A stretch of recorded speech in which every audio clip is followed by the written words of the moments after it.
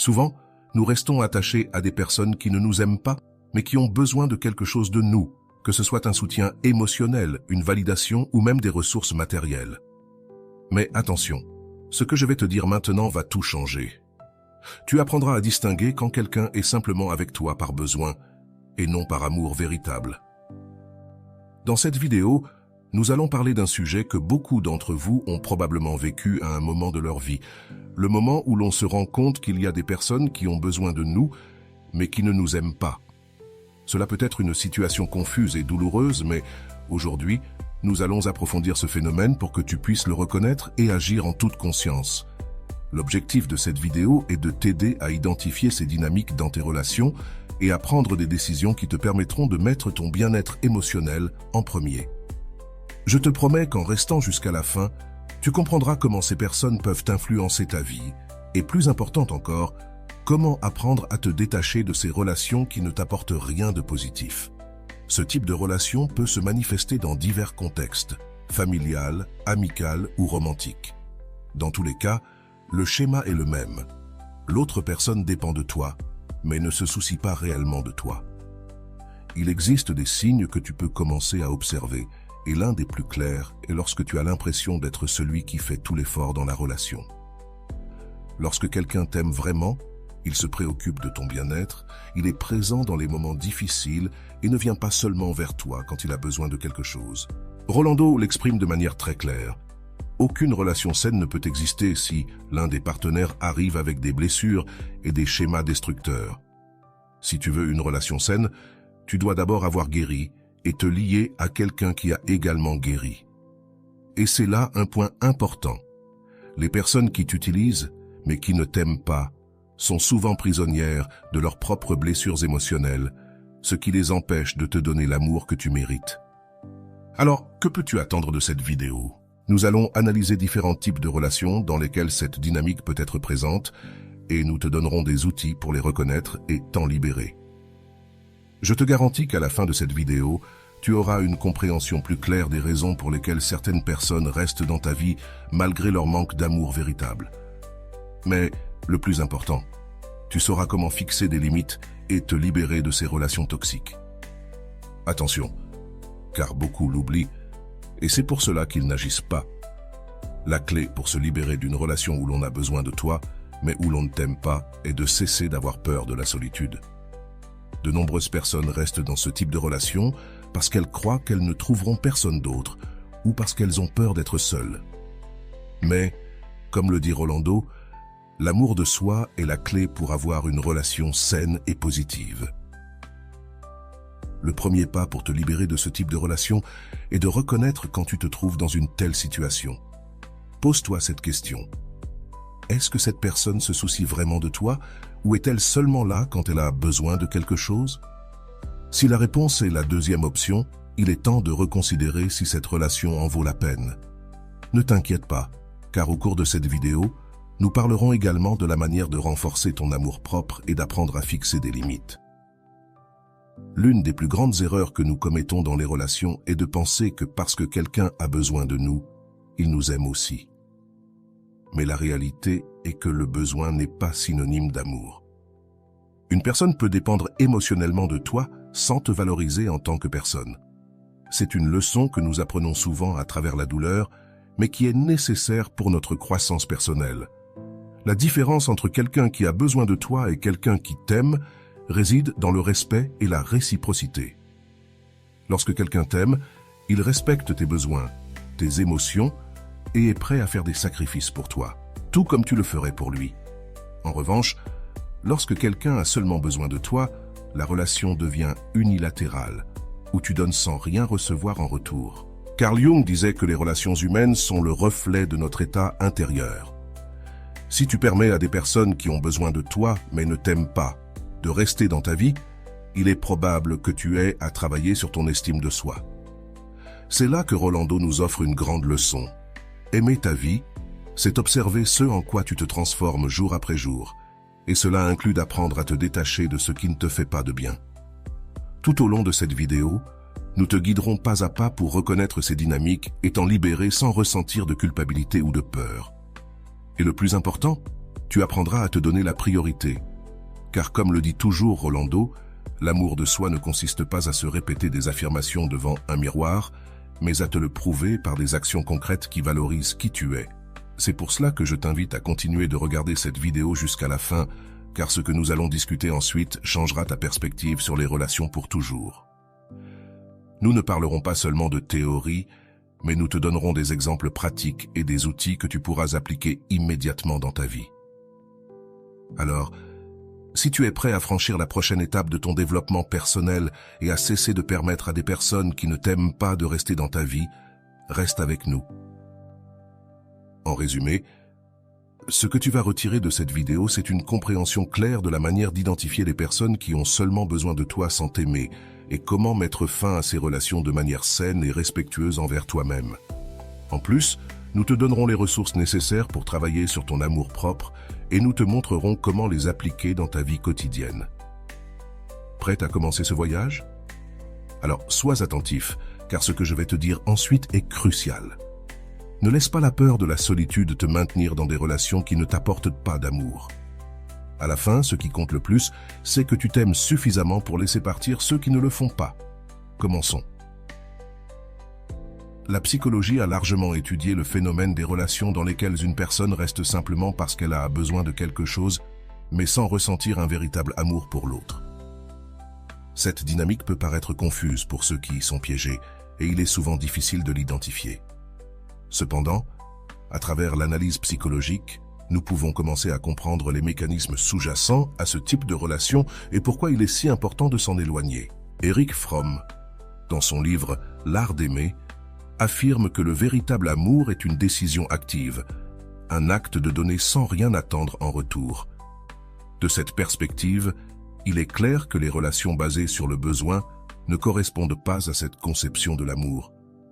Quand quelqu'un a seulement besoin de toi, sa motivation principale n'est pas de partager mais de recevoir. Selon Fromm, l'amour immature dit « Je t'aime parce que j'ai besoin de toi ». L'amour mature dit « J'ai besoin de toi parce que je t'aime ».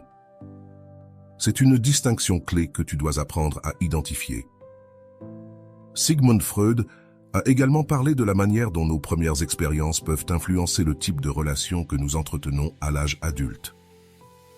Freud soutenait que les gens cherchent souvent chez les autres ce qui leur manque ou ce qu'ils n'ont pas reçu dans leur enfance, ce qui peut les conduire à former des relations de dépendance émotionnelle. Dans ce type de relation, l'autre personne ne t'aime pas pour ce que tu es, mais parce qu'elle souffre d'un manque qu'elle pense que tu peux combler.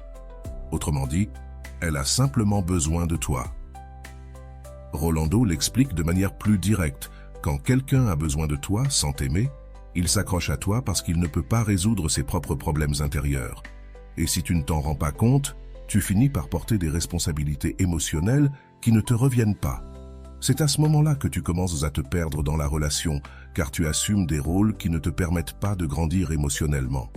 Il est important que tu comprennes ceci. Tu n'es pas responsable de résoudre les problèmes émotionnels de quelqu'un d'autre, surtout si cette personne ne t'aime pas vraiment. D'un autre côté, Carl Jung nous offre une perspective précieuse sur le concept de l'inconscient collectif et les archétypes qui influencent notre comportement.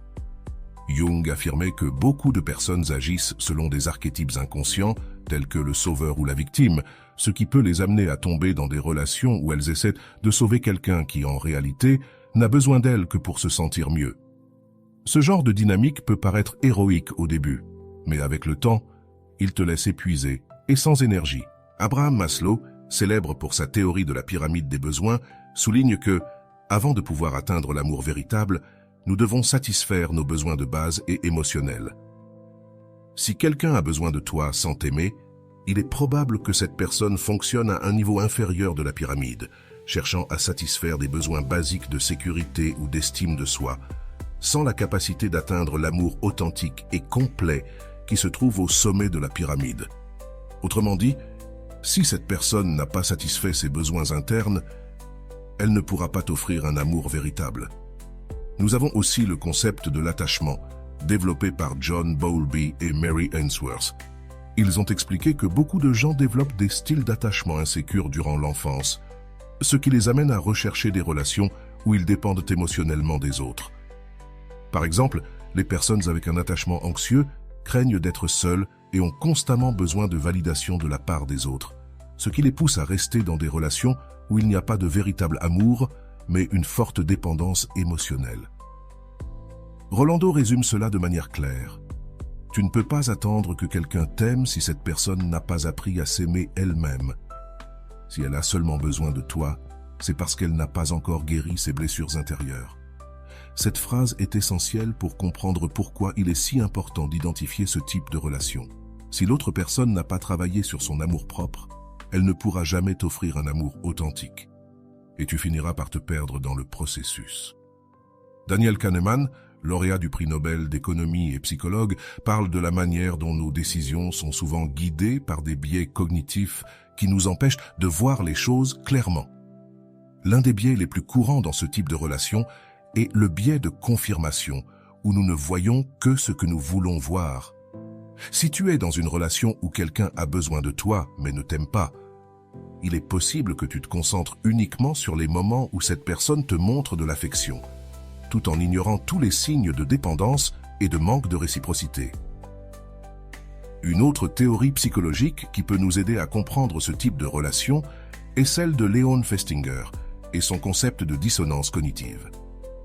Festinger a expliqué que lorsque nos actions et nos croyances sont en conflit, nous ressentons un inconfort émotionnel, ce qui nous pousse à justifier des comportements qui, en réalité, ne sont pas bons pour nous. Si tu as l'impression que quelqu'un a seulement besoin de toi mais ne t'aime pas, tu pourrais être en train de vivre une dissonance cognitive en essayant de justifier son comportement pour éviter de faire face à la vérité. Rolando nous propose un outil très utile pour faire face à cette dissonance. Cesse de justifier le mauvais comportement des autres. Si cette personne ne t'aime pas vraiment, tu n'as aucune raison de rester. Ce conseil est essentiel pour commencer à poser des limites et te libérer de relations qui ne t'apportent rien. Tu ne peux pas continuer à chercher des excuses pour quelqu'un qui a seulement besoin de toi en cas de problème, mais qui n'est pas là quand toi, tu as besoin de soutien. La théorie de l'apprentissage social d'Albert Bandura intervient également ici. Bandura a affirmé que nous apprenons une grande partie de nos comportements en observant les autres. Si tu as grandi en voyant tes parents ou des figures proches dans des relations où l'un dépendait émotionnellement de l'autre, il est possible que tu aies appris à accepter ce type de dynamique. Mais ce qui est important, c'est que, une fois que tu identifies ces schémas, tu peux choisir de les briser. Howard Gardner, avec sa théorie des intelligences multiples, nous rappelle que l'amour et les relations ne reposent pas uniquement sur l'intelligence émotionnelle. Nous avons aussi besoin de l'intelligence interpersonnelle, qui est la capacité à comprendre les émotions et les motivations des autres.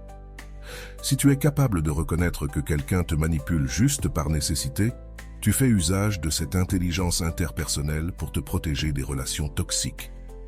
Martin Seligman, connu pour ses travaux sur la psychologie positive, affirme que pour vivre une vie épanouie, nous devons nous concentrer sur nos forces et ce qui nous rend réellement heureux.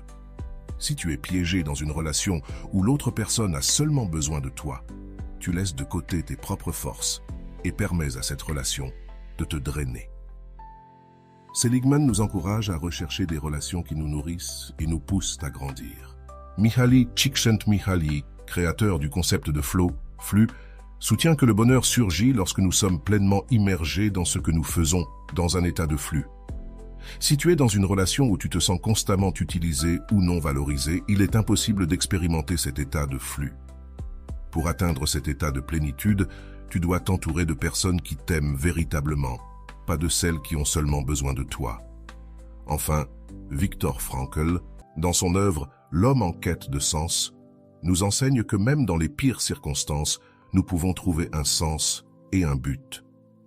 Si tu es dans une relation où tu n'es pas aimé, mais simplement nécessaire, il est temps de chercher ton propre sens. Frankl disait « Ce qui compte, ce n'est pas ce que nous attendons de la vie, mais ce que la vie attend de nous. » Peut-être que la vie te dit qu'il est temps de lâcher prise et de chercher quelque chose de meilleur. En conclusion, la psychologie nous offre de nombreux outils pour comprendre pourquoi certaines personnes restent dans nos vies seulement parce qu'elles ont besoin de nous et non parce qu'elles nous aiment. Maintenant que tu as cette connaissance, tu peux commencer à identifier ces schémas et à prendre des décisions plus conscientes pour protéger ton bien-être émotionnel. Tout au long de notre vie, nous établissons des liens émotionnels avec les personnes qui nous entourent. Dans de nombreux cas, ces relations sont saines, basées sur le respect mutuel et l'amour. Cependant, il est aussi courant de se retrouver dans des relations où l'une des personnes a besoin de l'autre, mais ne l'aime pas vraiment. Ce type de relation, bien que confus, s'explique à travers diverses théories psychologiques qui approfondissent le comportement humain. Il parlait des schémas que nous suivons dans nos relations basés sur des expériences infantiles. Freud soutenait que nous cherchons souvent chez nos partenaires, amis ou membres de la famille des aspects que nous n'avons pas pu résoudre durant notre enfance. Par exemple, si une personne n'a pas reçu suffisamment d'attention émotionnelle de la part de ses parents, elle peut chercher une figure qui lui apporte ce type de soins à l'âge adulte. Pas nécessairement parce qu'elle aime cette personne, mais parce qu'elle en a besoin pour combler ce vide émotionnel. Carl Jung, disciple de Freud, a développé la théorie de l'inconscient collectif et des archétypes, qui nous aide également à comprendre ce phénomène. Jung expliquait que nous portons tous en nous certains archétypes qui guident nos relations. Par exemple, l'archétype du sauveur ou du protecteur peut amener certaines personnes à s'impliquer dans des relations où elles sont toujours nécessaires, mais jamais aimées. Ces personnes ressentent que leur mission est de sauver ou de prendre soin des autres, ce qui les amène à ignorer l'absence de réciprocité émotionnelle. Rolando, avec une vision plus contemporaine, affirme « Si tu es dans une relation où l'on a besoin de toi, mais où l'on ne t'aime pas, il est probable que tu sacrifies ton bien-être pour quelqu'un qui ne peut pas t'offrir la même chose. » C'est là qu'il faut commencer à se demander « Qu'est-ce que je sacrifie dans cette relation ?» Le sacrifice constant, sans amour en retour, peut mener à une perte d'identité et d'estime de soi. L'un des concepts les plus importants à prendre en compte lorsqu'on parle de relations basées sur le besoin est celui de la codépendance. Ce terme, développé par des experts en psychologie comme Malor Biri, se réfère aux personnes qui dépendent émotionnellement des autres pour se sentir validées. La personne codépendante recherche souvent l'approbation des autres, ce qui la conduit à s'impliquer dans des relations où elle est nécessaire, mais pas aimée. C'est ici que le conseil de Rolando prend tout son sens. Aimer, ce n'est pas te perdre dans l'autre, c'est trouver ta force tout en partageant avec quelqu'un d'autre. Abraham Maslow, avec sa célèbre pyramide des besoins, nous offre également une perspective précieuse. À la base de la pyramide se trouvent nos besoins fondamentaux, tels que la sécurité et l'affection. Les personnes qui n'ont besoin de toi que pour combler leurs besoins de sécurité, sans véritable amour, essaient généralement de satisfaire ces besoins primaires, sans être en mesure d'atteindre des niveaux supérieurs comme l'amour véritable ou l'accomplissement de soi. Cela signifie que, tant qu'elles sont dans cet état de manque émotionnel, elles ne pourront pas t'offrir un amour complet. Albert Bandura, avec sa théorie de l'apprentissage social, suggère que nous apprenons des comportements en observant ceux qui nous entourent. Si tu as grandi en voyant des relations où une personne était constamment nécessaire, mais pas aimée, il est possible que tu aies intériorisé cette dynamique et que tu répètes maintenant ces schémas. Comme le dit Rolando, l'amour n'est pas un cycle que tu dois répéter. Si tu te retrouves piégé dans un schéma, il est temps de le briser. Nous devons également considérer la théorie de l'attachement développée par John Bowlby et Mary Ainsworth. Les personnes avec un attachement anxieux, par exemple, ont une peur profonde de l'abandon, ce qui les conduit à rester dans des relations où elles sont nécessaires, mais pas aimées. Ce style d'attachement peut engendrer une dépendance émotionnelle si forte que la personne n'ose pas quitter une relation, même si elle sait qu'elle n'est pas aimée en retour. C'est ici que l'importance de l'amour-propre entre de nouveau en jeu. Comme le mentionne Rolando, la première étape pour sortir d'une relation destructrice est d'apprendre à te valoriser et à savoir que tu mérites quelque chose de mieux. La théorie de l'attachement nous aide également à comprendre pourquoi certaines personnes recherchent des relations dans lesquelles elles peuvent dépendre des autres. Les personnes avec un style d'attachement évitant ont tendance à rejeter l'intimité émotionnelle et préfèrent maintenir des relations superficielles, basées sur le besoin, sans s'impliquer émotionnellement. Si tu es dans une relation avec quelqu'un ayant ce type d'attachement, il est probable que tu sentes qu'il te maintient toujours à distance, même s'il dépend de toi pour des aspects importants de sa vie. Rolando l'explique simplement, tu ne peux pas forcer quelqu'un à t'aimer. Si cette personne a seulement besoin de toi, mais ne te montre pas un véritable amour, il est temps de reconsidérer cette relation. Ce conseil est crucial, car de nombreuses personnes essaient de changer les autres, espérant qu'ils finiront par les aimer. Cependant, l'amour ne peut être forcé, et rester dans une relation où tu n'es pas aimé ne fait que prolonger la souffrance. Howard Gardner, avec sa théorie des intelligences multiples, nous offre également une vision intéressante sur ce sujet. Gardner parle de l'intelligence interpersonnelle, qui est la capacité de comprendre et de se lier aux autres de manière efficace.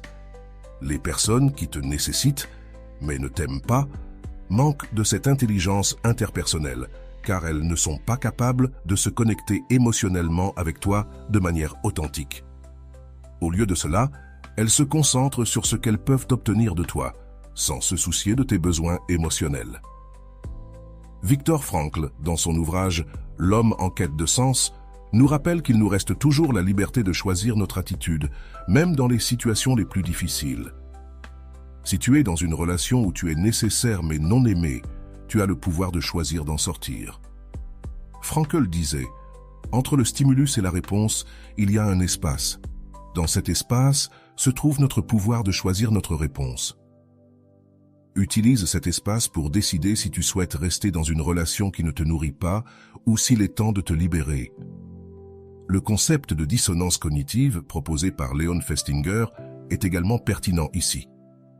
Quand nous sommes dans une relation de nécessité, il est probable que nous éprouvions de la dissonance cognitive, car nos actions, restées dans la relation, ne correspondent pas à nos croyances, nous savons que nous méritons mieux. Cette dissonance crée un inconfort, nous poussant à justifier la relation, même si, au fond, nous savons qu'elle n'est pas saine. Roland nous invite à reconnaître cette dissonance et à agir en conséquence. Ne justifie pas le mauvais comportement des autres, juste pour maintenir une paix illusoire. Elisabeth Loftus, célèbre pour ses travaux sur la mémoire, nous avertit que nos souvenirs ne sont pas toujours fiables. Parfois, dans une relation de nécessité, nous avons tendance à ne nous rappeler que des bons moments, en oubliant ou en minimisant les mauvais. Cela nous conduit à rester piégés dans une relation qui ne nous fait pas de bien. Il est important de te demander si tu vois réellement la relation telle qu'elle est, ou si tu idéalises l'autre personne par peur de la solitude. La théorie de l'autodétermination développée par Edward Deci et Richard Ryan nous enseigne que les individus ont 3 besoins psychologiques fondamentaux: l'autonomie, la compétence et la relation. Les personnes qui te nécessitent, mais ne t'aiment pas, t'empêchent souvent de satisfaire ces besoins. Elles ne te permettent pas d'avoir une autonomie émotionnelle, car elles dépendent toujours de toi. Elles ne t'aident pas non plus à te sentir compétent, puisque la relation repose sur des déséquilibres. Enfin, elles ne comblent pas ton besoin de relations authentiques, car l'amour n'est pas présent. Aaron Beck, créateur de la thérapie cognitivo-comportementale, souligne que nos pensées influencent directement nos émotions et nos comportements. Si tu crois que tu ne mérites pas d'être aimé ou que tu ne trouveras jamais quelqu'un de mieux, il est probable que tu restes dans une relation de nécessité. Cependant, Beck nous enseigne que nous pouvons restructurer ces pensées et changer notre perception de nous-mêmes. En le faisant, nous pourrons nous libérer de ces relations. Laisse-moi te raconter l'histoire de Daniel, un homme qui, comme beaucoup d'autres, s'est retrouvé piégé dans une relation où il était seulement nécessaire mais jamais véritablement aimé. Pendant des années, Daniel a été en couple avec Anna, une personne qui se tournait toujours vers lui en cas de crise.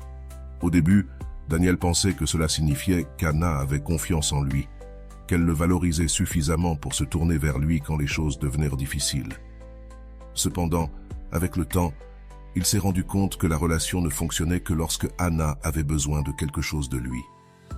Anna avait grandi dans un environnement émotionnellement instable, avec des parents qui ne lui avaient jamais offert le soutien dont elle avait besoin. En conséquence, elle avait développé une dépendance émotionnelle envers les personnes capables de lui fournir cette sécurité qu'elle n'avait pas trouvée dans son enfance. Sans le savoir, Daniel avait assumé ce rôle dans sa vie, devenant le soutien émotionnel qu'Anna n'avait jamais eu. Au début, cela faisait se sentir Daniel utile, voire important. Mais au fil des ans, ce besoin est devenu un fardeau. Daniel a commencé à remarquer que, Lorsque lui avait besoin de soutien, Anna était rarement là. Quand il traversait des moments difficiles, Anna semblait ne pas avoir la capacité émotionnelle de lui offrir le même type d'aide qu'il lui donnait constamment. Cela a commencé à créer en lui un sentiment de vide, car il a réalisé que la relation était unilatérale. Anna avait besoin de lui, mais ne l'aimait pas dans le sens le plus profond du terme. Elle dépendait de lui pour se sentir en sécurité, mais n'était jamais prête à offrir la même réciprocité émotionnelle. Une nuit, après une discussion dans laquelle Théo a exprimé à Anna comment il se sentait, il a décidé qu'il était temps de chercher de l'aide. Il se sentait épuisé émotionnellement, vidé, et il ne savait pas comment sortir de cette situation. C'est alors qu'en naviguant sur Internet, il est tombé sur une vidéo de Rolando intitulée « L'amour propre » est la base de toutes les relations saines. Dans cette vidéo, Rolando parlait de la manière dont nous restons souvent dans des relations où nous sommes nécessaires, mais pas aimés. La phrase qui a le plus résonné chez Daniel fut « L'amour n'est pas un échange de besoins, mais une connexion d'âme ». Cette phrase a poussé Daniel à se remettre sérieusement en question sur sa relation avec Anna. Il s'est rendu compte qu'au fil des années, il avait accepté une relation où il n'était qu'une ressource pour satisfaire les besoins émotionnels d'une autre personne sans rien recevoir en retour.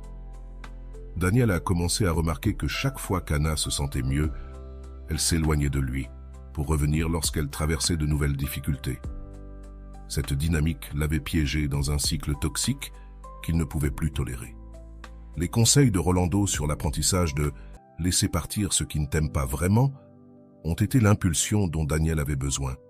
Pour la première fois, il s'est rendu compte qu'il n'était pas responsable des émotions d'Anna et qu'il ne pouvait plus être son soutien émotionnel si cela signifiait sacrifier son propre bonheur.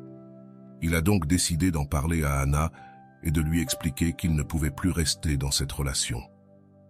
Ce fut une conversation difficile, mais Daniel savait que c'était la bonne chose à faire. Anna a réagi avec surprise et incrédulité. Elle ne comprenait pas pourquoi Théo voulait mettre fin à leur relation, car dans son esprit, il avait toujours été là pour elle, et cela ne devrait pas changer. Elle a tenté de le convaincre que les choses pouvaient s'améliorer, qu'ils traversèrent simplement une mauvaise période. Mais Daniel ne pouvait plus ignorer ce qu'il avait appris. Il savait qu'Anna ne l'aimait pas vraiment, elle avait juste besoin de lui, et cela ne suffisait plus pour lui. Après la rupture, Daniel a traversé une période de solitude difficile à gérer. Il était tellement habitué à être nécessaire à quelqu'un d'autre qu'il ne savait pas quoi faire de ce vide. Cependant, au lieu de sombrer dans le désespoir, il a choisi de concentrer son énergie sur son propre bien-être émotionnel. Il se rappelait sans cesse les paroles de Rolando. « L'amour propre n'est pas de l'égoïsme, c'est savoir que tu mérites une vie remplie d'amour véritable. » Daniel a commencé à faire des choses qu'il avait arrêtées pendant sa relation avec Anna. Il a repris le sport, renoué avec d'anciens amis et surtout il a commencé à travailler sur son amour-propre. Chaque jour qui passait, il se rendait compte qu'il n'avait pas besoin d'être en couple pour se sentir complet. Au contraire, il a commencé à apprécier sa propre compagnie et à valoriser son temps et son espace. Cette indépendance émotionnelle a été le plus beau cadeau qu'il se soit offert. Quelques mois après la rupture, Anna a tenté de recontacter Daniel. Elle lui a dit qu'il lui manquait, qu'elle s'était rendu compte de l'importance qu'il avait dans sa vie. Cependant, Daniel n'était plus le même homme qu'il était lorsqu'il était avec elle. Il avait appris à distinguer le fait d'être nécessaire de celui d'être aimé, et il savait qu'il ne pouvait pas revenir à cette dynamique toxique. Il l'a remercié pour ses paroles, mais lui a clairement fait comprendre qu'il n'était plus disposé à être le soutien émotionnel de quelqu'un qui n'était pas prêt à lui offrir la même chose en retour. Avec le temps, Daniel a rencontré quelqu'un d'autre. Cette nouvelle relation était complètement différente de celle qu'il avait vécue avec Anna. Pour la première fois, il s'est senti véritablement aimé dans une relation où les deux partenaires se soutenaient mutuellement. Ce n'était pas une relation de dépendance, mais une connexion authentique où chacun était émotionnellement présent pour l'autre. Daniel s'est rendu compte que ce type d'amour n'était possible que parce qu'il avait d'abord appris à s'aimer lui-même. Aujourd'hui, Daniel est un homme heureux et épanoui. Son expérience avec Anna lui a enseigné l'une des leçons les plus importantes de sa vie.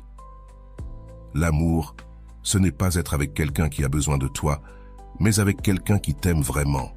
Son histoire est un rappel que, bien que cela puisse être difficile de laisser partir une relation de dépendance émotionnelle, c'est la première étape vers une vie plus épanouie et pleine d'amour véritable. L'histoire de Daniel montre que même si les relations basées sur le besoin peuvent sembler rassurantes à court terme, il est essentiel d'apprendre à les dépasser pour accéder à un amour plus authentique. En réalité, ne pas nous permettre de grandir ni de trouver le bonheur que nous méritons nous freine. En lâchant prise sur sa relation avec Anna, Daniel ne s'est pas seulement libéré d'une relation qui le drainait émotionnellement, il a aussi ouvert la porte à un amour véritable et authentique. Comme le dit Rolando, « Seulement lorsque tu te valorises toi-même peux-tu attirer quelqu'un qui te valorise vraiment. » Le processus que Daniel a traversé est un exemple parfait de ce qui se passe quand on décide de se prioriser, plutôt que de laisser les autres profiter de notre gentillesse. Daniel a compris que sa relation avec Anna n'était pas fondée sur un amour mutuel, mais sur les besoins unilatéraux d'Anna. Ce type de relation, comme nous l'avons vu, n'est pas seulement épuisant, mais empêche également la croissance personnelle et émotionnelle de la personne qui y est piégée. Analysons maintenant les étapes que Daniel a suivies et comment tu peux les appliquer si tu te retrouves dans une situation similaire. La première étape, pour Daniel, fut la plus difficile. Reconnaître que quelque chose n'allait pas.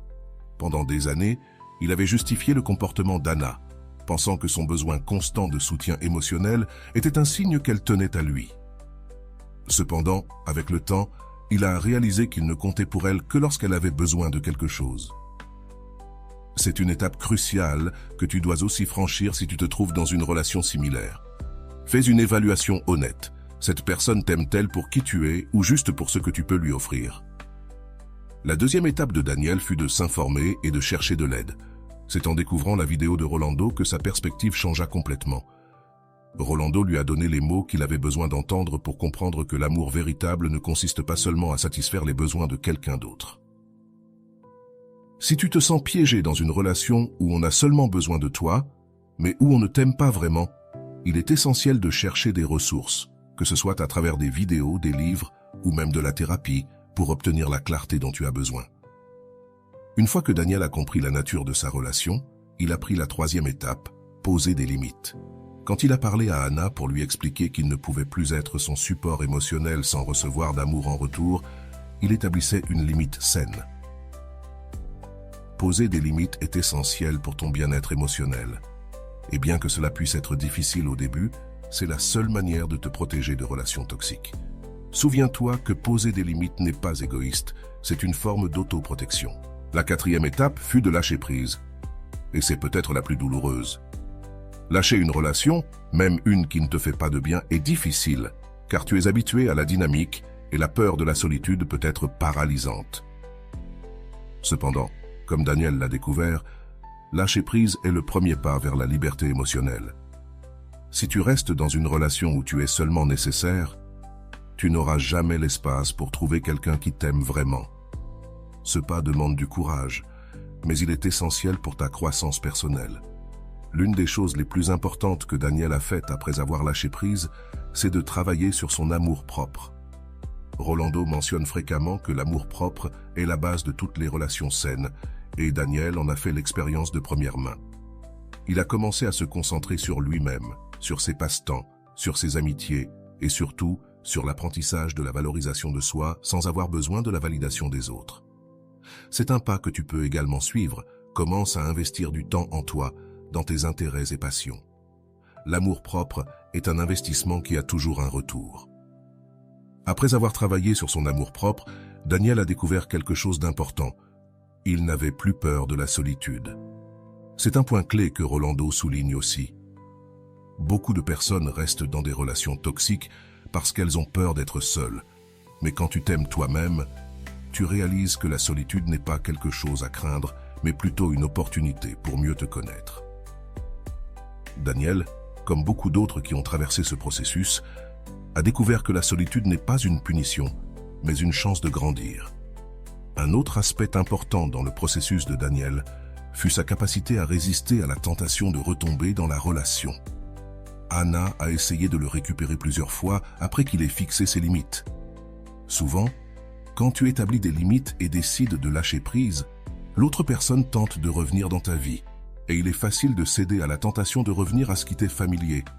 Mais Daniel savait que retourner dans cette même relation signifierait répéter le même cycle de besoins et de dépendance. C'est un pas important. Résister à la tentation de retourner vers ce qui ne te sert pas, même si cela semble plus facile que d'avancer.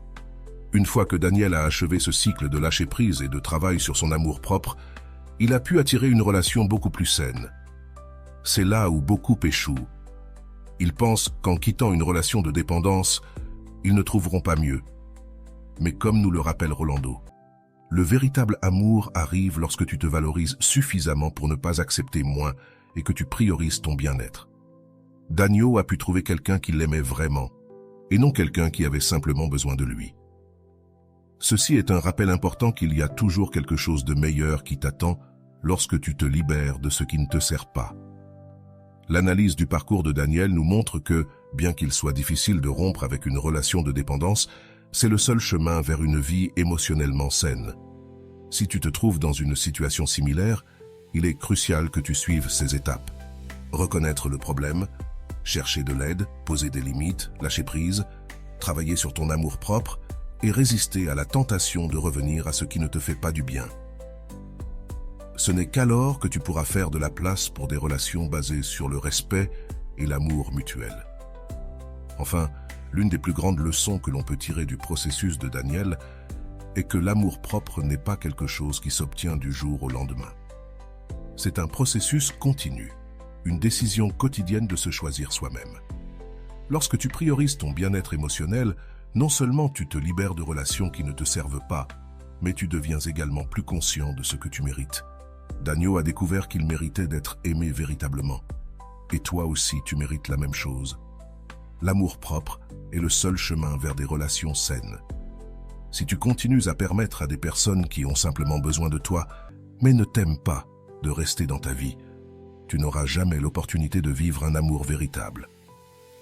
Comme le dit Rolando, l'amour-propre n'est pas seulement la base des relations saines, c'est la clé pour vivre une vie épanouie. C'est une vérité que nous devons tous accepter si nous voulons vivre des relations authentiques et satisfaisantes. En résumé, le parcours de Daniel nous enseigne que lâcher prise sur ce qui ne t'aime pas est un acte de courage, mais aussi d'amour-propre. Tu ne peux pas espérer recevoir mieux si tu restes attaché à ce qui te vide. En prenant la décision de lâcher prise, de travailler sur toi-même et de résister à la tentation de revenir en arrière, Daniel a pu s'ouvrir à une vie bien plus épanouie et heureuse. C'est également le chemin que tu peux suivre. Je t'invite maintenant à réfléchir sur tes propres relations. Pose-toi la question: suis-je dans une relation où l'on m'aime vraiment? Ou a-t-on simplement besoin de moi? Si tu te trouves dans la deuxième situation, n'aie pas peur de suivre l'exemple de Daniel. Car en fin de compte, lorsque tu t'aimes toi-même, tu attires ce que tu mérites vraiment. Et voilà. J'espère que vous avez trouvé beaucoup de valeur dans cette vidéo. Merci d'être resté jusqu'à la fin de cette vidéo. J'adore quand vous faites ça. Si vous en voulez plus, vous pouvez écrire en commentaire « J'en veux encore plus ». J'espère vous revoir dans une autre vidéo.